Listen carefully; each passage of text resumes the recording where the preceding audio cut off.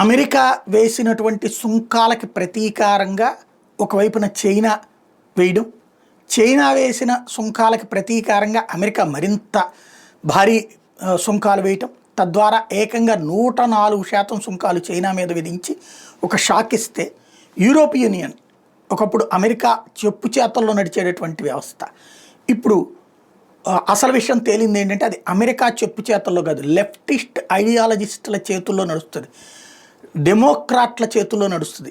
అమెరికాని డెమోక్రాట్లు పరిపాలిస్తే European యూనియన్లో ఉన్నటువంటి పాలకులు వాళ్ళకు అనుకూలంగా ఉంటారు ఎక్కువ మంది, లేదు అంటే ఉండదు. ఈ మధ్యకాలంలో కొంత మార్పులు జరుగుతున్నాయి. ఒక హంగరీ కావచ్చు, ఒక ఇటలీ కావచ్చు, ఇట్లాంటి చోట్ల అదే సందర్భంలో మళ్ళీ అక్కడ ఉన్నటువంటి రైటిస్ట్ ఐడియాలజిస్టులను తొక్కేసేటటువంటి వ్యవహారం ఇంకో వైపున జరుగుతుంది, లైక్ లీపెన్కి దెబ్బ కొట్టినటువంటి తరహాలో. కాబట్టి ఇక్కడ ఒక పెద్ద కథ నడుస్తుందన్నమాట. బయటికి పెట్టుబడిదారి విధానాన్ని అంగీకరించే వామపక్ష భావజాలం అక్కడ. ఇందులో ఓ ప్రధానమైనటువంటి అంశం ఏంటంటే ఇప్పుడు యూరోపియన్ యూనియన్ అమెరికాకి ట్రంప్కి చెక్ పెట్టాలని ఆలోచిస్తోంది. తమ మీదన 20% సుంకాలు విధించినటువంటి అమెరికా మీదన 25% సుంకాలు విధించడానికి రెడీ అయ్యింది. అమెరికాకి సంబంధించినటువంటి గూడ్స్ మీద మే 16వ తారీఖు నుంచి, అంటే వచ్చే నెల 16 నుంచి అది ఇంప్లిమెంటేషన్కి రెడీ అవుతుంది.